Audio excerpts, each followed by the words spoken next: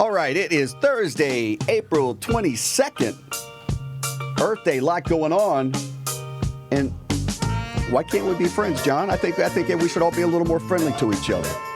Here's Riggo. How old's that song? I am guessing 70, 72-ish. That's right, Todd. That's 50 years ago, approximately. Yeah. Didn't work then, doesn't work now. Be friends? Are you crazy? It ain't happening. Well, it is fascinating. Some of the groups like War, Sly and the Family Stone, some of the same themes that they were writing, singing about, and we were jamming to. Still you don't mean Edwin Starr. War, what is it good for? Absolutely nothing. And guess what? That ain't working either. No. None of that stuff works. No. You know what? They're all sentiments. It's all sentiments. There's no reality to this stuff. It is pretty By the way, I got a stunning. question for you. Yes, sir. How many masks, COVID masks, virus masks, do you have in your car?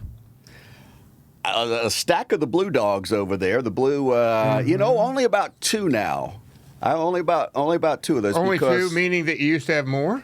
Yeah, just it's kind of like these stack up like empty water bottles. But tell me about it. But I only got the one. This one now, and since this is whatever it's neoprene or whatever it is, neoprene. You can't breathe through more neoprene, comfortable. It's doing nothing. You have to breathe around the sides, which means it's doing absolutely nothing. We know that. And so, but it's you're conforming. It's easier. It looks better. So I stick with this. It's probably got more infectious diseases in it now. Yeah, and it has nothing to do with no virus. COVID.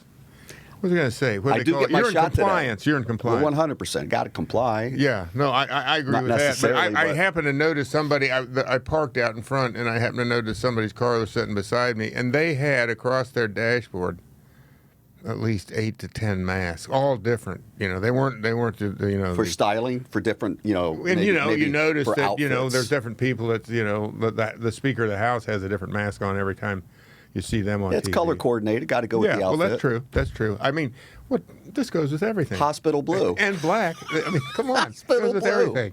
Exactly. But I'm thinking, this is one of those things where a year ago you couldn't find these things, right? No. And now everybody's got like 10 of them in their car. So if you were in this business making these things, masks, and now you've got all kinds of different people have come into the market with the new and improved. I mean, they're all over. Have you seen the one that basically makes you look like Kid Shalene? It just goes over your nose. Remember him in Kid Shalene and his brother, the bad guy, Cat Blue? He had that little silver cap over his nose. Yeah. That's what he must have started the whole craze. They thought of that. But yeah, I'm just saying is that everybody's got one out there. Now, the one you don't want to get is the Andy Reid mask, because if you recall during the playoffs, he had a junk mask. It looked like he had got it from Chippendales, that he had it on there. It looked like more than a nose and lips went into his. And he looked like he had some food in there. And that's another thing. And he was snacking. It looked like a feed bag on a horse. The carriages up in Central Park I used to walk by, they had all those carriages with horses, and then the horse would be standing there with a feed bag on. And with Andy, it could have been a feed bag. Well, he started out with the foggy mask, right, at the beginning of the season. He couldn't see anything. Right, exactly. He progressed into a feeding mask. He did good. By the way, I got, and I've done this, my third one, I got a massage yesterday. Now, this isn't the kind of patty cake massage you get, and I know what you get because I got one over there. The guy that, that I was going, he was speaking Chinese, and I'm going, he's awfully close in my face, is he?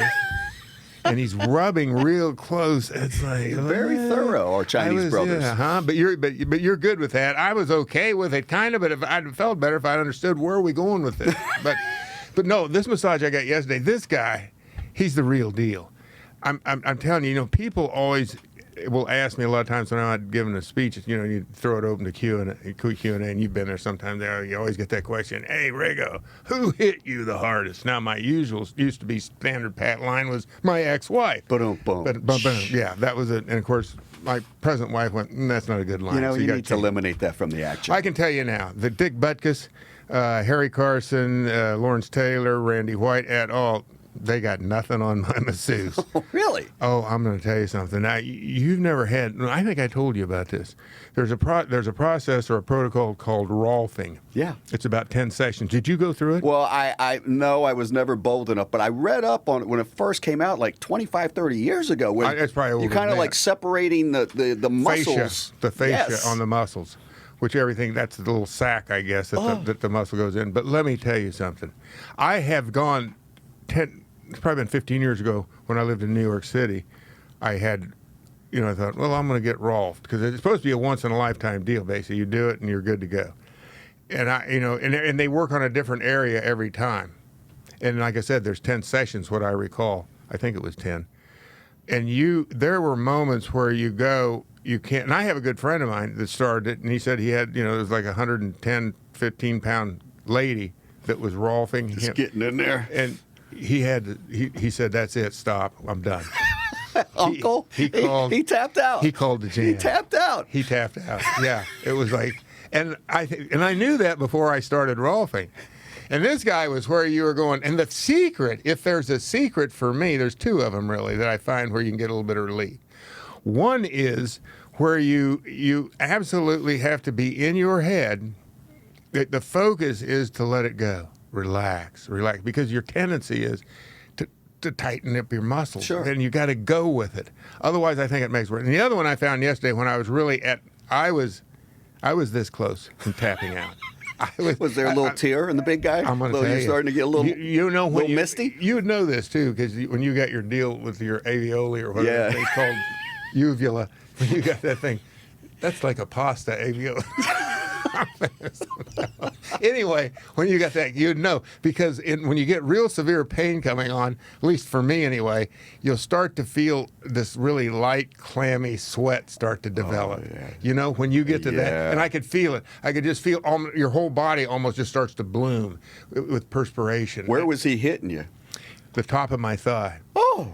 And he had an elbow. I didn't look because I was like, I was just like, I gotta make it go away. So he's giving you the flying cocoa drop with the elbow? He might as well have been WWE. No, but he put the elbow in. I'm pretty sure it had to be the elbow, and and they literally. I think I've got a bone bruise on.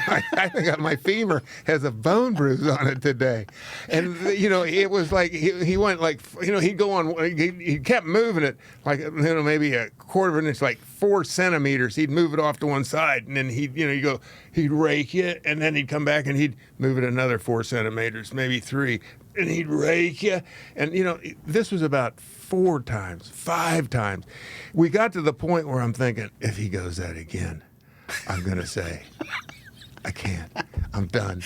And this is just my right leg. So I'm thinking. He knows he's in the spot. Well, he can probably tell by your body. He can feel, and he's like, oh, this is getting good now. Yeah, and I've never done it, and I don't know anything about it, but I think that, if you talk to somebody who's a skilled masseuse and or a rolfer or whatever, they actually can feel the knots. Yes. They feel the knot, but I'm thinking, is that in your imagination, or is it a real knot there? Because I'm thinking, I'm an expert. I got this. Yeah, because I'm going, I don't feel no knot.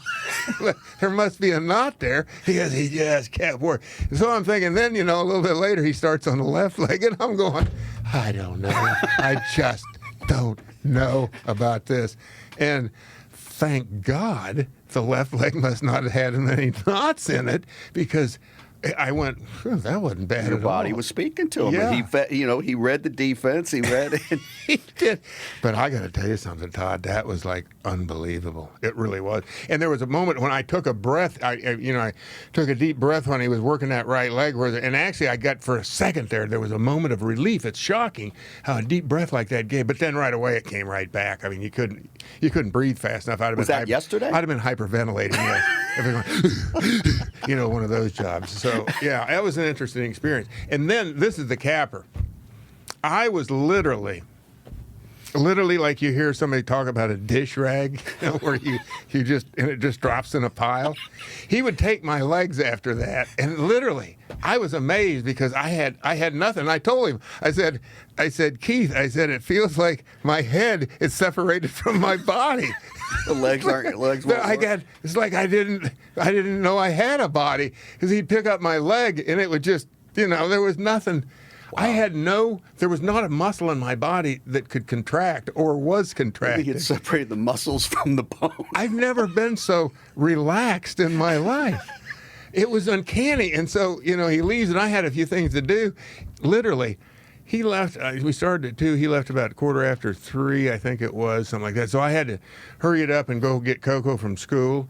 And it was almost like all I could do was like finishing up a marathon. All I could do to get Coco home. And I looked like Superman laid out diving for the couch. I mean, I crashed for about, I was so exhausted. I literally felt like I had one of the, like I had been down lifting weights for an hour and a half, Isn't that wild? like bench pressing 400 pounds and that kind. I was spent. It was unbelievable how tired that made me. Well, didn't you about Instant sleep. a year and a half ago, didn't you see a chiropractor? And you were telling me how awesome that was and how it...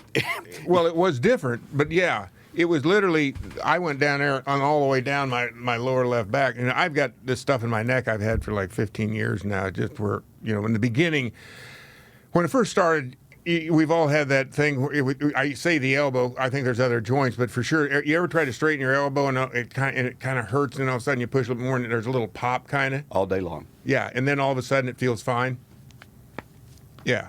In other words, you start to, and you can't, and you force it, and it's good. Yep. My neck used to be the same way. I'd turn it to the right, and I'd catch, and then I'd turn a little bit more, and all of a sudden you'd hear a pop, or you'd feel it, and then I'm going, oh, okay. Just like somebody gave it a shot of oil.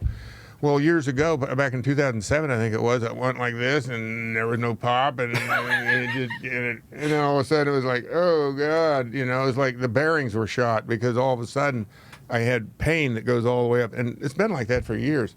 Well, the occupation was kind of hazardous to your health. No, that's what I figured out. But I tell people, for the most part, I go, yeah, but I was smart enough to know to keep my face out of it, keep my head away from it. In other words, as far as whenever there was, there's times where you can't predict. People are coming from all angles and they're attacking you. But I never attacked anybody with my head. Right, so never lowered it as a battering ram. And I saw Earl Campbell do it before. He almost put a hole in Isaiah Robertson years ago. Wow. If you have seen that tackle, yeah. He hits him, and Isaiah Robertson just explodes. And let me tell you, Isaiah Robertson was no cream puff himself. No. He was an all-day lollipop.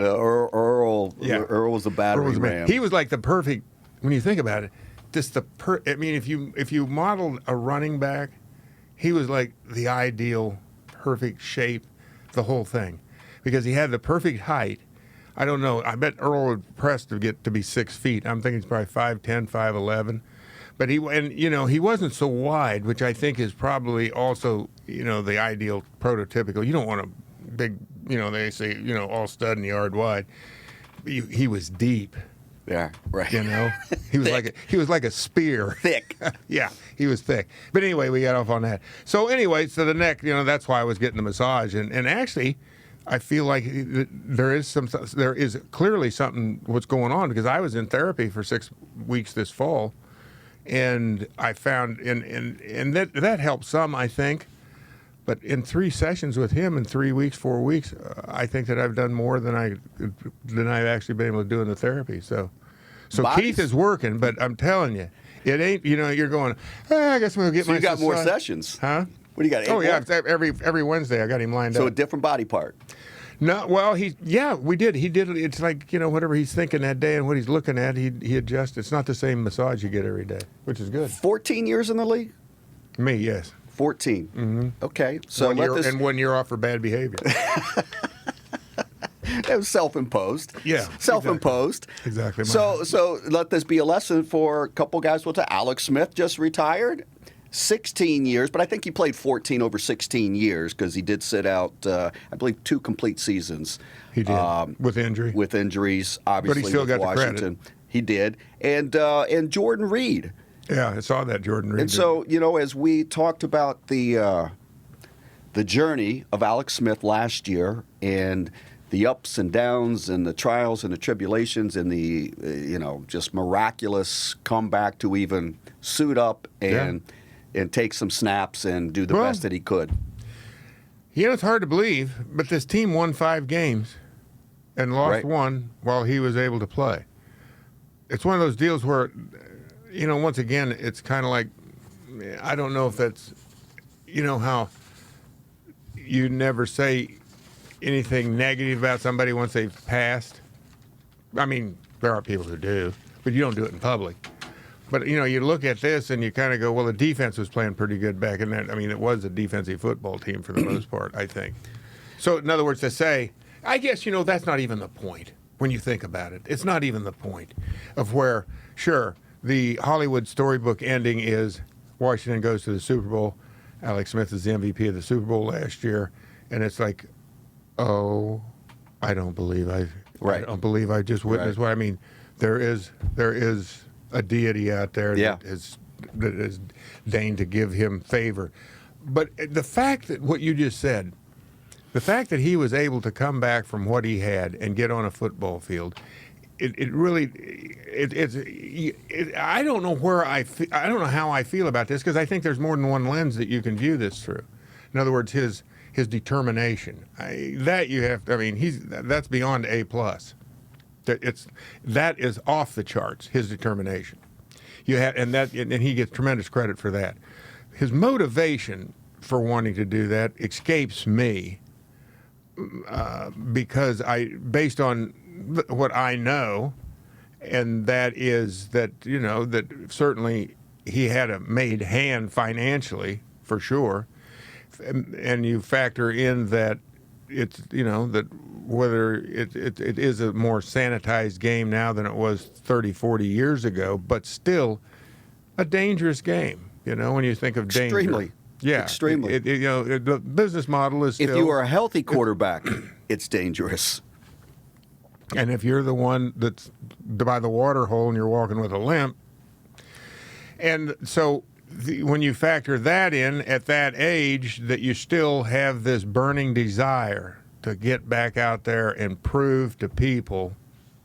I mean, I don't know exactly. Once again, that's where I've kind of felt like it can be considered foolhardy what he did. Is this really a role model are you a role model in this situation? Are you a positive role model? I mean, one has to be able to, I think we have a psychology here that and at the same, as you say this, you have to be careful because it's different for everybody. Right. But where, you can overcome anything. Well, there's a truth, but for what's the point of it? What's the end game? What's the purpose? To go out and avail yourself to even more danger?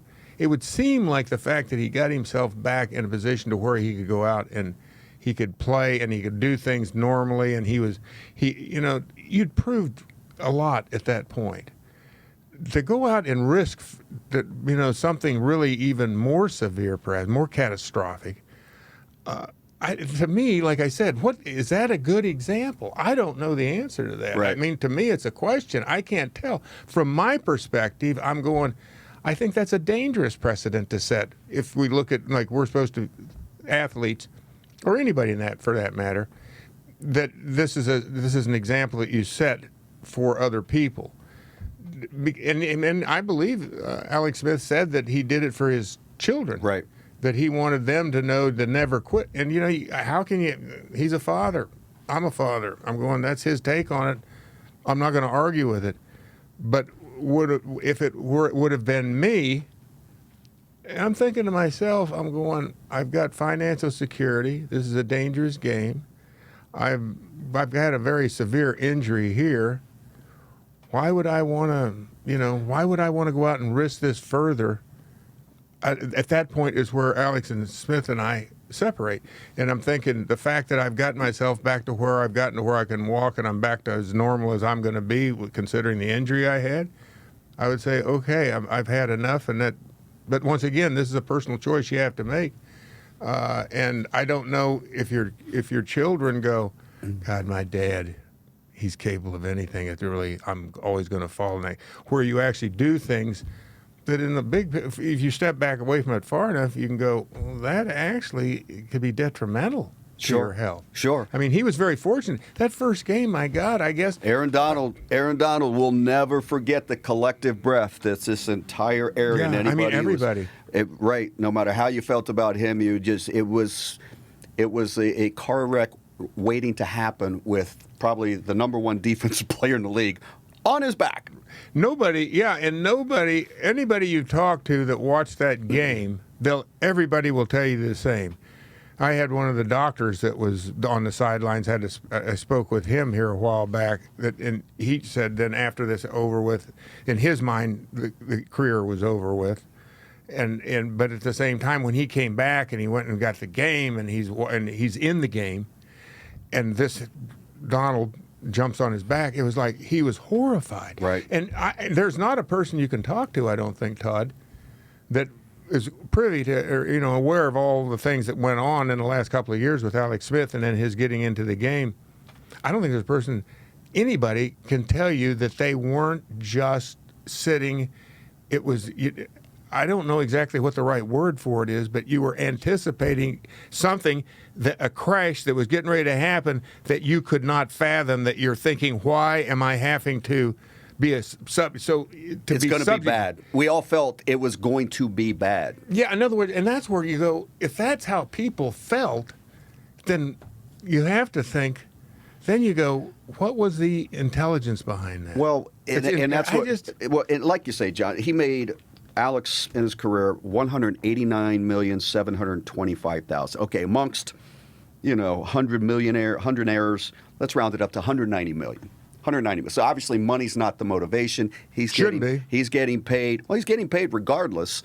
So and the fact that we talked about, they took up a valuable roster spot for a 35-year-old quarterback coming off an injury that the team didn't even believe he could come back from.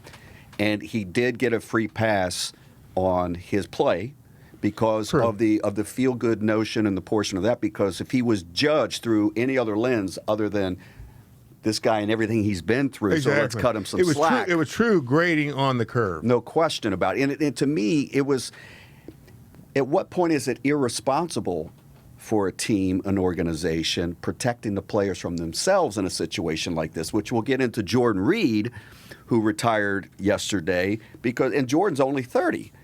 But Jordan's had at least seven concussions, and he's never played more than 14 games in a season. 3 times he played in 10 or fewer. Now, Jordan, he was 7 seasons with Washington, and last year with San Francisco, and he's racking it up at 30. Jordan Reed, surprisingly, Jordan, I thought he actually made more money. And again, this is a ton of money. But as a professional football player, Jordan Reed made, I'm going to round that up to $34 million. So it's like a boxer and a trainer when, you get concussed too many times, or you got to throw in the towel because your guy doesn't have it. Mm-hmm. And that's what Alex Smith kind of felt like for a lot of people. We didn't want to see this be tragic. And okay, so he pulled that part of it off. The play, he did the best he could, and what you said, he was grading on the curve. He was handicapped. There's no question about it. And clearly, from what he used to be, the more he played, the worse it got, because the leg's never going to respond. And I'm thinking the leg finally wore out. Right. He had 6 games in him, and then towards the end, when they were getting closer and closer to the playoff situation, the leg finally just wore out, and there was nothing he could do about it. Paved the way for the legend of But then then I think this is where it gets kind of goofy on the one hand, where then the mystery that developed right afterwards of, well, I don't know. I think maybe I'm going to come back and try it again next year, right? Oh, and then his former coach out in Utah, Urban Meyer down in Jacksonville. This is a natural place for him to go down and be a backup and help cultivate, the quarterback. Trevor Lawrence. Well, maybe Trevor Lawrence, everybody's thinking. That was the obvious thing there. So that went on for a long enough time. And, of course, he made the circuit on all the TV shows for the most part. And he did. I don't, increasing, this is what you got to kind of look at, where you have to understand that somebody that's on top of it and gets it, and I think Alex Smith is one of those guys, it's all about branding. So, at the tail end here, he's one of those guys, and I think quarterbacks tend to be more of this ilk, that they're very conscious of their brand, and they know how to keep it out there, and I think that's what you were seeing. Politicians. That's another word for it. Politicians. And they're in between management and labor. That's the only position. I told this to somebody the other day, that a quarterback on the football team is very close to management. He's almost like in between. I'm sure between, because unless you have, and even the head coach, even if it's a defensive head coach, I'm sure there's conversations going on. The quarterback, I would suppose, on most teams, potentially is the team snitch as well. If there's something going on in the locker room he doesn't like, what's he going to do? Hey, you didn't hear this from me. But Riggins. Exactly. I'm just saying. He's down there. You should have smelled his breath yesterday morning. As my dad said after the alumni dance when I was in the 8th grade when I was vomiting in the bedroom, smells like a brewery in here. Well, let's face it. I mean, the quarterback position, and Alex Smith, he was groomed and was a superstar quarterback at every level of his life.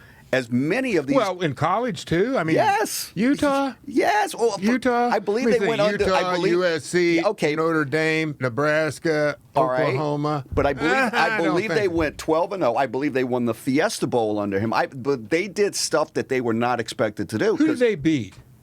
Is that where the kid? Is that the game where the kid proposed on the sidelines after the game to his fiance or to his then fiance? Do you remember? I that? remember there that. Was one. There was some I game remember that. Did they beat Oklahoma? I don't know, John. They did beat somebody. But again, sure Urban Meyer's the coach, and they're with them, Yeah. so which paved the way for everybody. So even at that level of school, they outperformed, and they got the notoriety, they were which led him to be the number one draft choice. Yeah. So many of these quarterbacks. Listen, we know this. Trevor Lawrence is going to be the number one, right? He's going. And that position, in the way with today's recruitment, and it starts at junior high school and the high school, you can go on right now, and they've identified the top 100 quarterbacks, top 50 quarterbacks. In it the is country. Cooper Manning's son, who is the number one quarterback prospect in high school right now. Cooper Manning's son. And that would be the grandson of Archie Manning. Correct. And I believe he's only a sophomore or junior, and he is the number one rated high school quarterback. So the point being, all of these guys. His last name doesn't have anything to do with that, does it? Well, apparently he's good for it. And I think the genes so far are saying, yep. I mean, pretty good run. How could you argue? Yeah. How could you argue? It's kind of like quarterback royalty, if you will. That's as close as you're going to get. Even Tom Brady doesn't have that going for him. I mean, he probably offered him a scholarship in kindergarten at Tennessee. We'll just take a flyer. But it speaks to the personality and who are the first guys that get recruited to go into the broadcast booth as soon as they step out. For the most part. Quarterbacks. Yeah, particularly your high end. For sure, they're almost automatic. I'm anxious to see if Alex gets it because he's not, Alex is a great guy, sweet guy. Everybody likes him. It seems, but he doesn't have this amazing personality. I think. I've never seen him do a whole lot. Yeah, it's pretty cut and dry. He's a nice guy, and I met him, and I thought he seemed like a very nice guy. Yeah, well, maybe it'll be interesting to see which way he goes here. If it's going to be broadcasting, if it's going to be in the coaching, or what's going to happen here. But he's got the world by the tail, and wish him luck. Yeah, absolutely, and I am really glad that he made the announcement. I did not want to see any more of this. I didn't want to see because I think the cat and mouse. Yeah, because John, you've always said it about running quarterbacks in the NFL. Yeah, the rabbit always gets caught eventually. And of course, he wasn't running at the time. When the rabbit's got a bad wheel, they definitely. Yeah, and that's what you saw last year, with the comeback. But at the same time, I mean, I don't know. I got to tell you. And I bet you, in his mind, I'd be curious to know his really inner thoughts when that moment happened in time where it was like, Alex, you're out there. Yeah. Where it's like, that's the famous "be careful what you ask for." Yeah. But I got to tell you, he handled it like a professional. You got to take your hat off to him. He did. No question. Riggo, it is Earth Day. We've been. I remember. I think I reminded you of that yesterday, but then I'd already forgot it when I woke up this morning. So. And it doesn't feel like Earth Day. It should be warm and touchy. It's cold. I got to go mow my grass, Todd, and I'm going to have to mow it in Long Johns. This is ridiculous. You don't mow grass in Long Johns. Come on, April. Cut us some slack here. You can't play. It's cold and windy. It was last night. I was shocked. I mean, it was, I think, 37 degrees over where I live this morning. 37 degrees. Yeah. I mean, and I think No, I guess that's out in Kansas, which is typical. I mean, they got a freeze warning out there tonight or tomorrow night out in Centralia. John, correct me if I'm wrong. Look at this afterwards. I don't even know why, but it flashed on my Twitter account today, and there was a forecast in the Midwest, and Centralia and others set a record that's lasted over 100 years for how cold it got last night or this morning. For this day. Yep. For like April 22nd. That's possible. Although, you know what? I swear to God, when I was driving over here, I almost felt like, because there was little stuff hitting my windshield, and I thought, is it snowing? Could have been. I mean, very, to almost where I couldn't tell what it was. But I'm thinking, it's chilly enough, it definitely could have easily been snowing. Well, Earth Day, I remember in the mid-'80s attending Earth Day down on the mall, and it was a very big deal with National Slogan. And Tom Cruise was there, and he spoke and about, the world going green and this and that, And so this goes back to 1970. Did they have a stage and all this stuff? Oh, yeah, it was, yeah. On the mall. A whole, was it like the Lincoln Monument type thing over there? It covered the entire mall area. What, with people?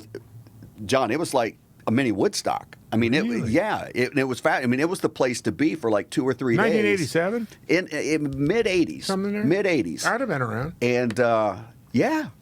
So I did a little research, and this one story caught my eye from NBC News that, so the name Ira Einhorn, first name. Earth Day, Fairmount Park in Philadelphia, April 22nd, 1970. And so there, he claims that he helped found Earth Day. Well, yeah, you kind of nailed it. That the Earth Day co-founder ended up killing his girlfriend and composting her. So he was green. He was green. He did have. He wasn't telling a complete fib, was he? They broke up, and then he told her that she needed to come back and get her stuff, or he was throwing it out. She came back, got her stuff. She wasn't seen for 7 years. They arrested him. He jumped bail, went overseas. Some years later, he got extradited from France back to here. And he actually said that he took the stand in his own defense, and he claimed that his ex-girlfriend had been killed by CIA agents who framed him for the crime because he knew too much about the agency's paranormal military research. So he. Oh, I see. So the girl was sacrificed. Yes. By the CIA, yes. So that they could frame him. Yes. So Ira. You ain't gonna believe this.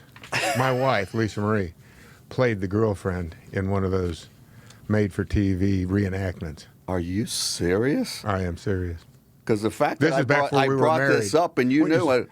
As soon as I heard the name, I'm thinking, I think that's the same guy that Lisa Marie played the victim in, when they did the reenactment. She did. I remember going to Philadelphia because I think I was down here and picking her up, and we drove back to New York or whatever.